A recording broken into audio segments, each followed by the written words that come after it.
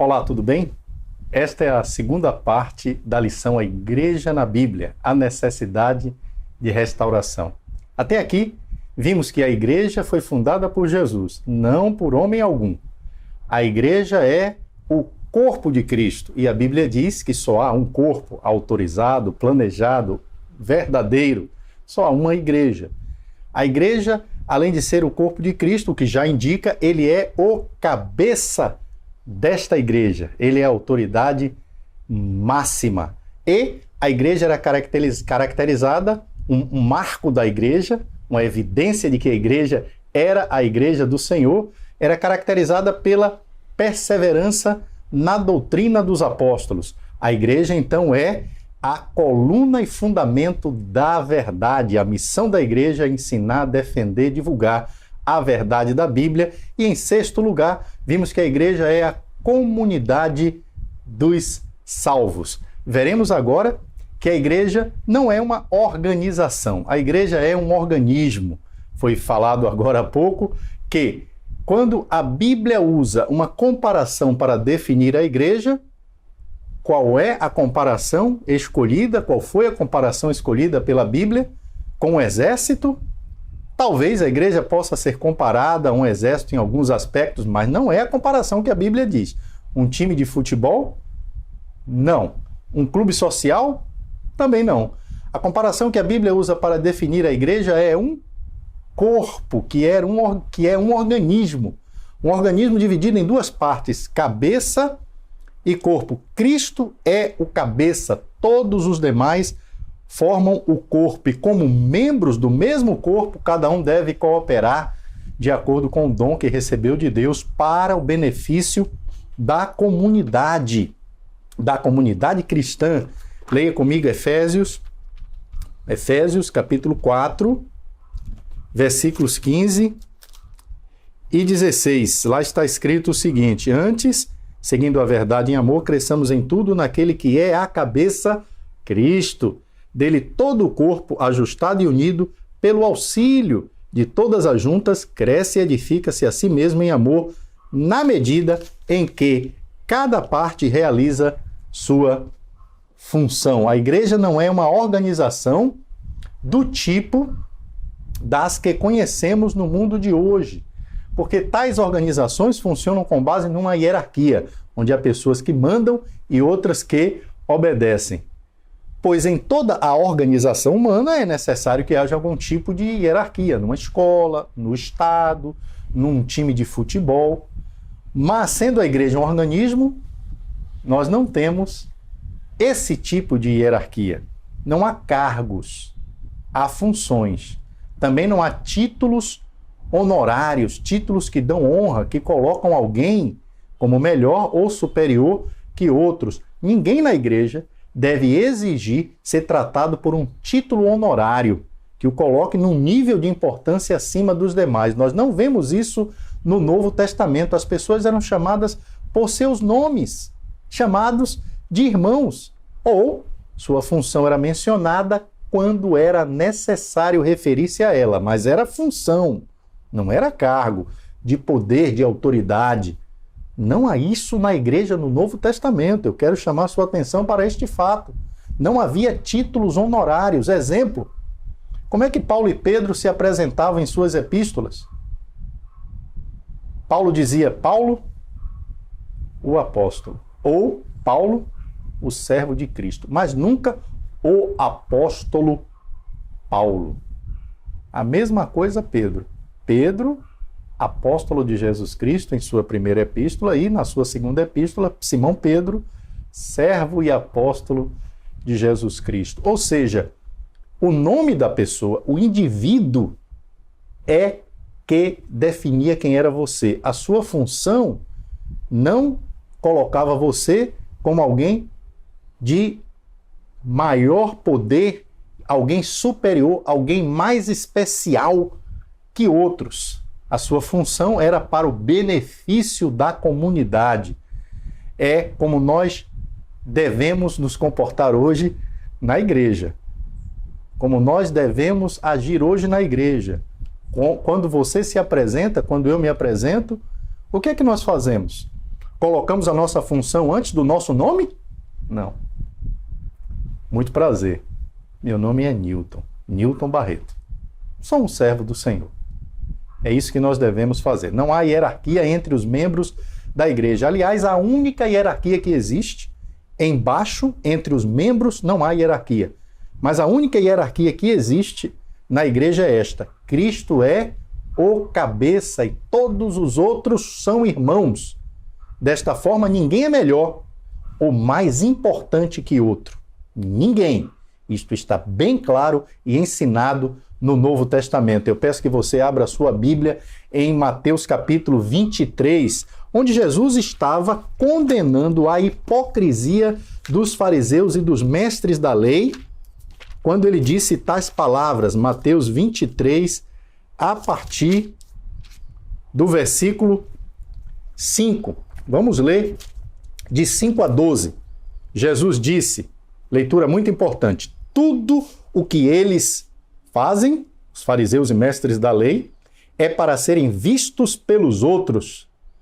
Vejam como são grandes os trechos das escrituras sagradas que eles copiam e amarram na testa e nos braços. E olhem os pingentes grandes das suas capas. Eles preferem os melhores lugares nos banquetes e os lugares de honra nas sinagogas. Gostam de ser cumprimentados com respeito nas praças e de ser chamados mestres. Mas veja o que Jesus diz aos seus discípulos. Porém, vocês não devem ser chamados de mestre, pois todos vocês são membros de uma mesma família e têm somente um mestre. E aqui na terra, não chamem ninguém de pai, porque vocês têm somente um pai que está no céu. Vocês não devem ser chamados de líderes, porque vocês têm um líder, o Messias. Entre vocês, o mais importante é aquele que serve os outros. Quem se engrandece será humilhado, mas quem se humilha será engrandecido. Veja alguns destes versículos também na versão NVI. O versículo 8, na versão NVI, eu vou ler, tem aqui nas minhas anotações, mas você também pode abrir sua Bíblia na versão NVI e conferir. Mas vocês não devem ser chamados rabis. Um só é o mestre de vocês. E todos vocês são irmãos. Versículo 10. Tampouco vocês devem ser chamados chefes, porquanto vocês têm um só chefe, o Cristo. Versículo 11. O maior entre vocês deverá ser servo, pois todo aquele que a si mesmo se exaltar será humilhado, e todo aquele que a si mesmo se humilhar será exaltado. O que é que nós estamos lendo aqui? É exatamente o que havíamos falado antes. Qual é a hierarquia? Bom, da igreja, entre os cristãos não há níveis de importância ou valor. Todos são igualmente importantes e valiosos. Na igreja, entre os cristãos, não há hierarquia. Bom, mas há uma hierarquia. Jesus é o cabeça, todos os outros são o corpo de Cristo. Quem é o maior ou o melhor? Quem é quem? Na igreja, Jesus já determinou o fato de que não há ninguém maior ou mais importante que ninguém. Estou repetindo porque julgo isso muitíssimo importante. Todos estão no mesmo nível. Todos são irmãos. Mas, se eu ainda quero me destacar entre meus irmãos fazendo algo digno de honra, honra esta que será dada por Deus e não pelos homens, o que é que eu devo fazer? Jesus diz, ele já decidiu quem será honrado por Deus. O maior entre vocês deverá ser servo. Se quero reconhecimento divino, devo servir os outros, devo ser escravo dos outros. Jesus acrescenta, todo aquele que a si mesmo se exaltar, será humilhado. E todo aquele que a si mesmo se humilhar, será exaltado. No reino de Deus, o caminho para a exaltação não é para o alto, é para baixo. Já está determinado por Jesus. Aqueles que na Irmandade procuram lugar e posição de honra, aqueles que querem receber um tratamento melhor que os demais, serão humilhados. Mas os que agem como servos e nada mais querem do que amar e servir aos outros, estes serão exaltados. O que devemos buscar no reino de Deus, na igreja? Oportunidades para sermos aplaudidos, elogiados? Não. Devemos buscar oportunidades para servir os irmãos. Não há assentos especiais na Assembleia da Igreja Bíblica.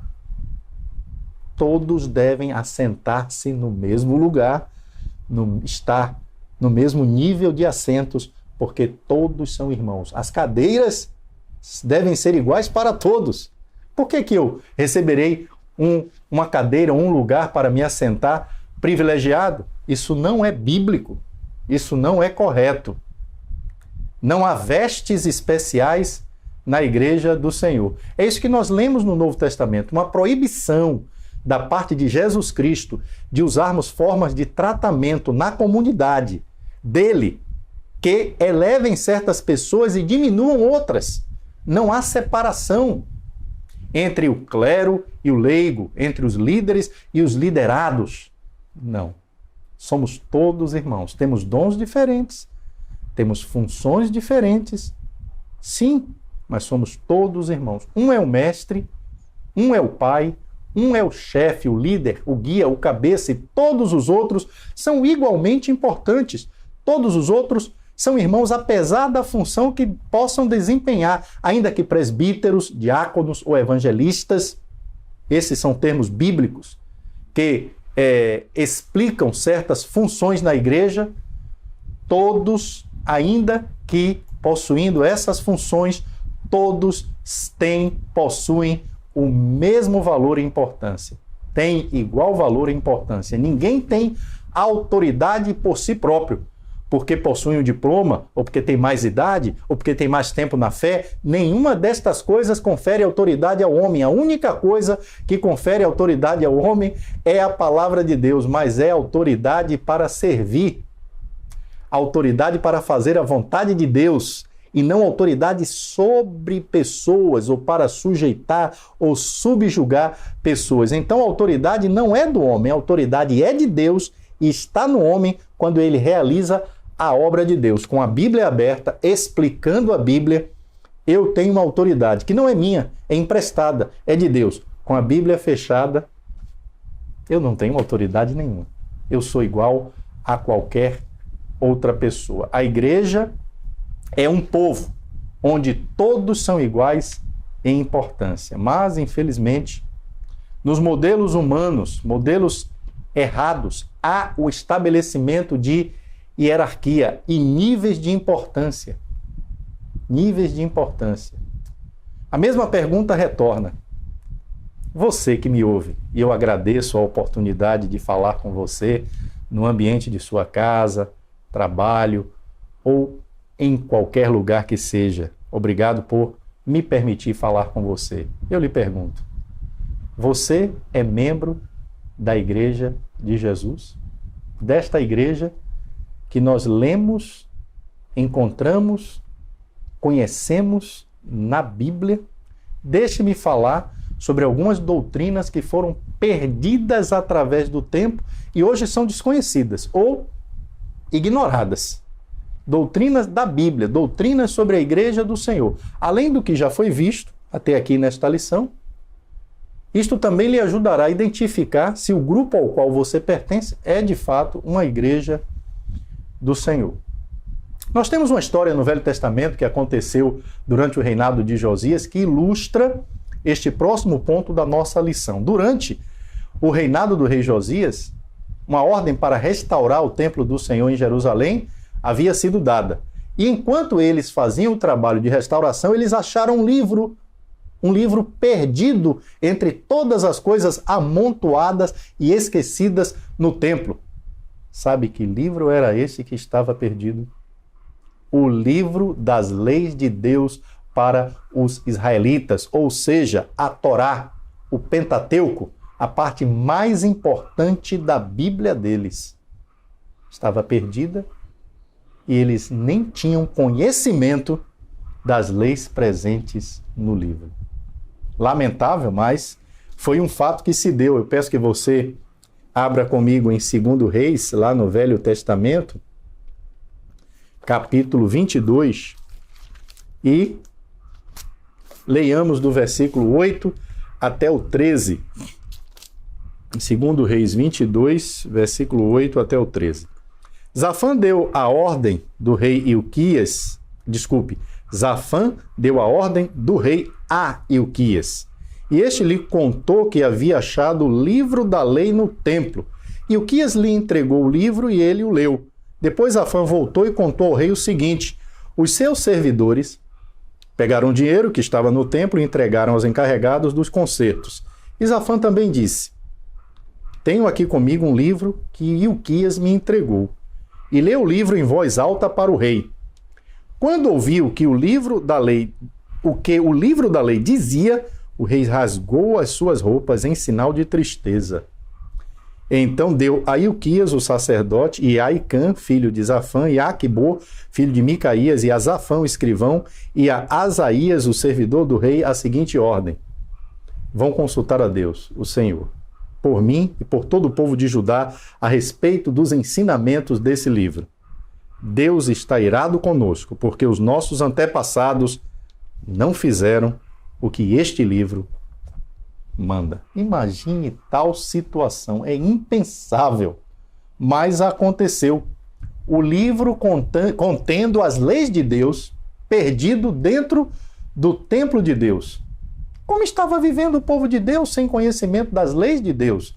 Como estavam adorando sem saber quais as instruções divinas sobre a adoração? Será que através dos tempos, as igrejas cristãs, consideradas cristãs, chamadas de cristãs, também não perderam as leis ou ensinamentos e doutrinas do Senhor por causa de negligência, por causa de estudo dedicado? Este é um exemplo do passado, em que o povo de Deus não conhecia o livro de Deus. Isto, no presente, em muitos casos, ainda continua acontecendo. Sendo Jesus o cabeça da igreja, as determinações vêm dele, os mandamentos vêm dele. Ele autorizou, inspirou os apóstolos, enviou o Espírito Santo recebeu as palavras de Jesus, transmitiu aos apóstolos, eles registraram essas palavras no Novo Testamento, portanto a doutrina da igreja vem exclusivamente desta fonte, dos apóstolos e Novo Testamento. Atos 2,42, nós vimos que um marco, uma marca, uma evidência de que a igreja é do Senhor é que eles perseveraram na doutrina dos apóstolos. Em Romanos 16, 17 e 18, nós também já lemos aquela orientação dos cristãos tomarem cuidado com aqueles que causam divisões e colocam obstáculos ao ensino que eles haviam recebido. Haviam recebido a doutrina dos apóstolos. E os apóstolos disseram: se alguém causa obstáculo para que vocês sigam, obedeçam esta doutrina que receberam de nós, afastem-se desta pessoa. Então, nós lemos no Novo Testamento e aprendemos a partir do Novo Testamento qual é a doutrina da igreja. Vamos começar com essa doutrina esquecida, perdida através dos tempos e negligenciada nos dias de hoje. A condução das assembleias da igreja, das reuniões da igreja. Notamos na Bíblia que às mulheres não foi dado papel da realização de atividades públicas ou a condução das atividades nas reuniões públicas da igreja. Leia comigo, começando com 1 Coríntios, capítulo 14. 1 Coríntios, capítulo 14. Vamos ler versículo 33, a segunda parte do versículo 33 até o versículo 35. Como em todas as igrejas do povo de Deus, as mulheres devem ficar caladas nas reuniões de adoração. Elas não têm permissão para falar. Como diz a lei, elas não devem ter cargos de direção. Se quiserem saber alguma coisa, que perguntem em casa ao marido. É vergonhoso que uma mulher fale nas reuniões da igreja. Por que esta determinação divina? Esta é uma pergunta natural, compreensível da maioria das pessoas. A Bíblia diz que Deus deu funções específicas e diferentes ao homem e à mulher, no lar e na igreja.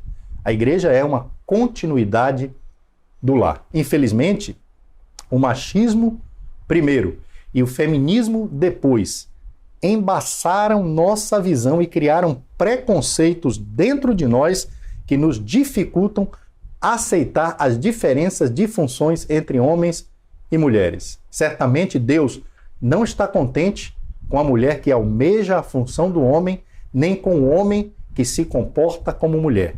Cada um tem sua função e cada um deve cumprir a sua função. Este é o plano e desejo de Deus. O Pai, o Filho e o Espírito Santo são igualmente Deus, mas eles têm papéis diferentes. Por exemplo, o Espírito e não o Pai foi mandado aos homens como consolador. Jesus e não o Espírito é o cabeça da igreja. No último dia, Cristo entregará o reino ao Pai e não ao Espírito. Mesmo tendo responsabilidades e funções diferentes, não há competições ou ciúmes entre os três. Este é um exemplo que nós devemos observar e, por meio dele, nos conduzir.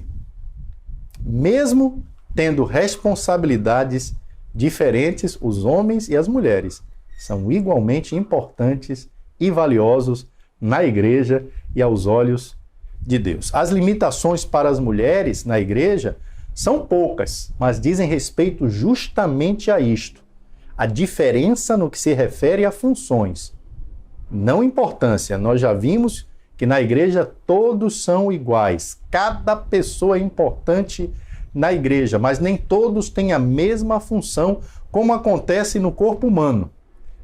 Minha mão tem uma função diferente do meu pé, mas ambos são importantes e valiosos para mim. Essas limitações dadas às mulheres, apesar de serem poucas, são suficientes para demonstrar que Deus ordenou que os homens, e não as mulheres, conduzissem as assembleias públicas da igreja. A mulher é orientada a não falar, em 1 Coríntios capítulo 14. E no contexto, falar é ensinar ou conduzir publicamente alguma atividade na igreja. Se você ler os versículos 26 a 40, você comprovará isto. E lá está escrito, vamos ler pelo menos alguns versículos de 1 Coríntios capítulo 26. 1 Coríntios capítulo 26. O texto que nós estávamos, desculpe, o versículo é 26. 1 Coríntios, o capítulo é 14. 1 Coríntios capítulo 14, o versículo é o 26. Portanto, meus irmãos, o que é que deve ser feito quando vocês se reúnem na igreja? Um irmão tem um hino para cantar, outro alguma coisa para ensinar, outro uma revelação de Deus, outro uma mensagem em línguas estranhas e ainda outro a interpretação dessa mensagem. Que tudo seja feito para o crescimento espiritual da igreja. Se algum de vocês falar em línguas estranhas, então que apenas 2 ou 3 falem, um depois do outro, e que alguém interprete o que está sendo dito. Mas se não houver ninguém que possa interpretar, então fiquem calados e falem somente consigo mesmos e com Deus. No caso de 2 ou 3 receberem a mensagem de Deus, estes devem falar, e os outros que pensem bem no que eles estão dizendo.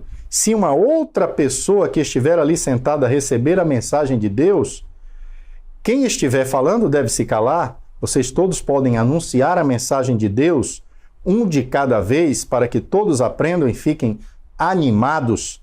Quem fala deve controlar o dom de anunciar a mensagem de Deus, pois Deus não quer que nós vivamos em desordem e sim em paz. E aí, a partir daí, vem aquele texto lido sobre a restrição da mulher falar na igreja. Mas o que é que nós encontramos neste contexto aqui?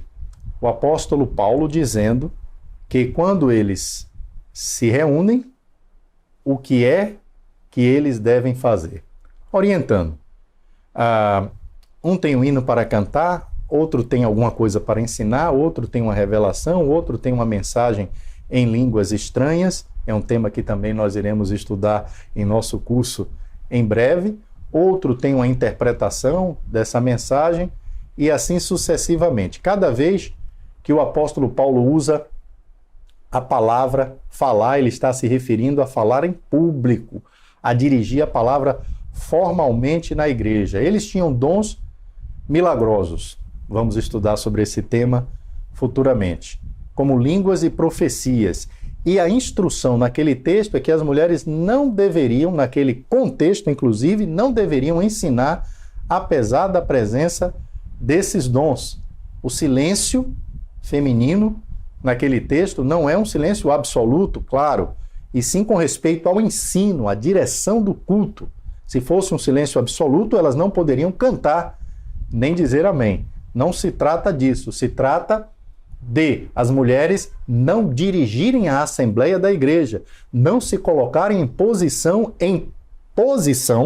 de condução da assembleia da igreja. As mulheres devem deixar os homens conduzirem as assembleias públicas da igreja. E os princípios de 1 Coríntios 14 são confirmados em 1 Timóteo, capítulo 2. Eu peço que também você folheie a sua Bíblia e chegue comigo lá em 1 Timóteo, capítulo 2, e leiamos versículos 8 a 12. Aqui o contexto é outro. Não inclui a questão dos dons, não trata dos dons milagrosos, mas o ensino é o mesmo. 1 Timóteo, corrigindo, 1 Timóteo, capítulo 2, versículos 8 até 12. Quero que em todos os lugares os homens orem, homens dedicados a Deus, e que ao orarem eles levantem as mãos sem ódio e sem briga. Quero também que as mulheres sejam sensatas e usem roupas decentes e simples, que elas se enfeitem, mas não com penteados complicados, nem com joias de ouro ou de pérola, nem com roupas caras, que se enfeitem com boas ações, como devem fazer as mulheres que dizem que são dedicadas a Deus. As mulheres, veja aí a partir do versículo 11, devem aprender em silêncio e com toda a humildade. Não permito que as mulheres ensinem ou tenham autoridade sobre os homens. Elas devem ficar em silêncio, pois Adão foi criado primeiro e depois Eva. Aqui é um texto que nós vamos voltar daqui a pouco. Mas o que o apóstolo Paulo diz, primeiro no versículo 8, ele diz que queria que os homens orassem. Os homens orassem. No versículo 11, as mulheres devem aprender em silêncio com toda a humildade. E no versículo 12, Paulo diz, eu não permito que as mulheres ensinem. Não permito que as mulheres ensinem. Muitos argumentam que estes ensinamentos eram em função da cultura da época em que a Bíblia foi escrita. Nós não podemos atribuir um ensinamento bíblico à cultura da época sem evidências presentes na própria passagem. Senão, nós poderíamos escolher qualquer ensinamento bíblico que gostaríamos de nos submeter e desprezar os outros que não gostaríamos, dizendo que era somente para aquele período e não para os nossos dias. Argumentar que um ensinamento bíblico era somente para aquele período em função da cultura, só pode ser feito se o contexto oferecer evidências disto, como no caso do uso do véu, que nós vimos em nossa segunda lição deste curso Deixa a Bíblia Falar, lição que abordava como estudar a Bíblia. Mas há diferenças significativas entre a ordem do uso do véu e a ordem do silêncio feminino na igreja. Quais são as diferenças? Primeiro, só temos um único texto bíblico defendendo o uso do véu. No caso do silêncio feminino na igreja, aliado ao ensino da submissão da mulher, temos vários textos. Segundo, no caso do uso do véu, há o apelo apostólico para que os irmãos julgassem entre eles mesmos, como já vimos em nossa segunda lição deste curso, o que não acontece no caso do silêncio feminino na igreja. Terceiro, o argumento usado para o silêncio feminino na igreja não faz nenhum apelo à cultura da época, mas baseia-se na história da criação. História esta que não muda de cultura para cultura. Aqui mesmo, em 1 Timóteo capítulo 2, veja versículos 13 e 14. Pois Adão foi criado primeiro e depois Eva. E não foi Adão quem foi enganado. A mulher quem foi enganada e desobedeceu à lei de Deus. Adão foi criado primeiro e não Eva. E não foi Adão que foi enganado. A mulher que foi enganada e desobedeceu à lei de Deus. A razão para o silêncio feminino na igreja são os acontecimentos do início do mundo. Mas quando o apóstolo Paulo ordena as mulheres não conduzirem as assembleias da igreja, nesse texto ele não faz qualquer apelo à cultura da época. Paulo fala que a mulher lá no Jardim do Éden foi enganada. E este argumento, será que se aplica somente a certo povo em certa época? Não é questão de cultura do primeiro século, é questão de plano de Deus para todas as épocas. Deus ordenou as coisas, Ele colocou as coisas em cada lugar. Não é o homem que engravida e gera filhos, e sim a mulher, que é uma missão sublime. Não é a mulher que recebeu de Deus a função de ser provedora da família, e sim o homem, que é uma missão sublime. Os dois têm papéis diferentes, mas são igualmente importantes e valiosos aos olhos de Deus. Não se trata de diminuir a importância ou desprezar a mulher pelo fato de ela não ter recebido essa função, esse papel da condução pública das assembleias da igreja. Em hipótese alguma, ninguém mais elevou e colocou a mulher em lugar de honra e importância do que Jesus Cristo. Lembra a mulher samaritana no poço de Jacó? Jesus falando com ela. Lembra a mulher adúltera em João capítulo 8? Jesus dizendo, ninguém te condenou, nem eu tampouco te condeno. Jesus elevou, valorizou as mulheres. Não é questão de menosprezar as mulheres. De fato, às vezes as mulheres são mais inteligentes e capazes do que os homens na igreja, do que os homens que dirigem a assembleia, mas é uma questão de ordem. Esta é a questão. Na assembleia, a mulher deve ficar submissa ao homem, e esta submissão se manifesta pelo silêncio, ou seja, por não dirigir o culto, não pregar ou ensinar. As áreas de atuação e função das mulheres na igreja não são as mesmas dos homens, como também as áreas de atuação e as funções das mulheres na família não são as mesmas dos homens. Mas, de maneira alguma, isso significa que o que elas fazem seja menos importante. Os homens na igreja não são mais importantes que as mulheres. O trabalho dos homens não é mais importante que o trabalho das mulheres. Nós não podemos dizer isso jamais. Isso não seria uma afirmação que encontra sustentação bíblica. Podemos ilustrar isso da seguinte forma. Considerando a função de um juiz de direito, um policial e um comerciante. 3 homens, pessoas do mesmo sexo. Os 3 têm funções diferentes na sociedade. Mas qual dos 3 é mais importante para a sociedade? Talvez alguém apressadamente pense, o juiz de direito, porque ele está numa posição de poder maior que a do policial e que a do comerciante. Mas se você pensar ponderadamente, a conclusão natural será: os três são igualmente importantes para a sociedade. A sociedade precisa de todos eles igualmente. Porém, o comerciante deve submissão ao policial e o policial deve submissão ao juiz. Mas o que seria do juiz sem o policial? Que inclusive protege o juiz, que inclusive o policial fiscaliza a lei, as leis que o juiz muitas vezes escreve. E o que seria do policial e do juiz sem o comerciante, que fornece a eles os elementos necessários para sobreviver?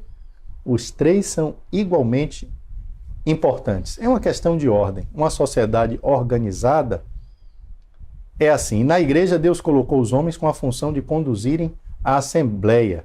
O trabalho dos homens é importante, mas o trabalho das mulheres também. Apenas são diferentes. São trabalhos diferentes, mas não menos importantes. Vejo você no próximo vídeo falando sobre a Igreja na Bíblia, a necessidade de restauração. Agradeço a sua atenção e companhia até aqui.